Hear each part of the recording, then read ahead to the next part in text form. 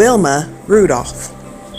Born premature on June 23, 1940, in St. Bethlehem, Tennessee, Wilma Rudolph was a sickly child who had to wear a brace on her left leg.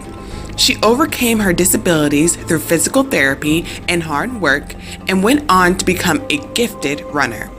Rudolph became the first American woman to win 3 gold medals at a single Olympics in 1960 at the Summer Games in Rome, and later she worked as a teacher and a track coach. She died in Tennessee in 1994. Norma Clark. From New York City, she graduated from Barnard College, part of Columbia University, with a degree in architecture in 1950. Clark became the first African-American woman to be licensed as an architect in the United States, with certification in New York in 1954 and in California in 1962.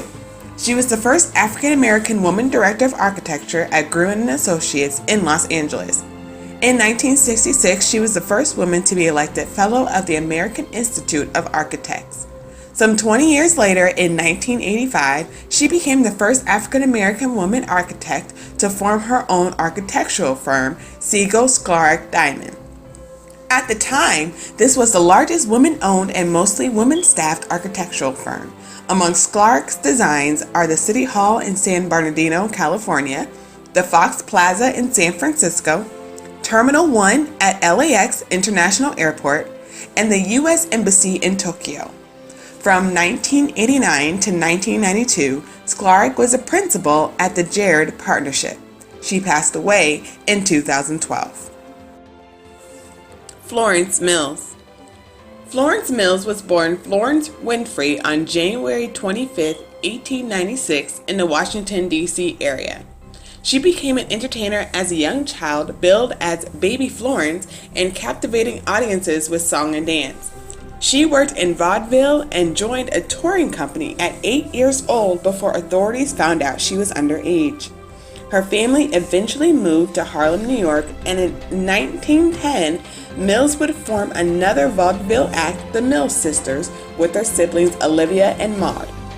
Mills would later meet and wed Ulysses S. Thompson from the troupe The Tennessee's Ten in 1923.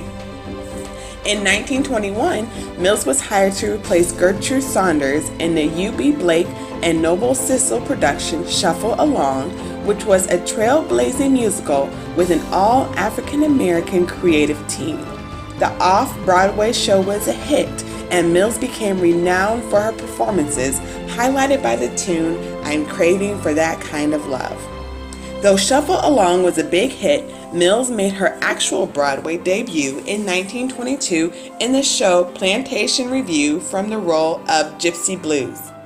The musical was eventually renamed From Dixie to Broadway and played in England before being launched again on the New York stage in October 1924. Then, in 1926, Mills starred in the musical Blackbirds, which showcased the song she was most associated with, I'm a Little Blackbird Looking for a Bluebird. The show toured internationally as well, and Mills became a massive, sought-after star in Britain. In 1927, Mills became gravely ill while abroad and returned to the States. A young woman only in her 30s, she died in New York City on November 1st from appendicitis. She was revered and loved by her audience, and tens of thousands came to pay their respects on the streets outside of her Mount Zion AME church funeral. Wangari Maathai. Born in 1940, Wangari Maathai was a politician and environmental activist who was awarded the 2004 Nobel Prize for Peace, becoming the first Black African woman to win a Nobel Prize. Maathai was educated in the United States at Mount St. Scholastica College, now Benedictine College, earning a bachelor's in science and biology in 1964, and at the University of Pittsburgh, earning a master's in science in 1966. In 1971, she received a PhD at the University of Nairobi, effectively becoming the first woman in either East or Central Africa to earn a doctorate.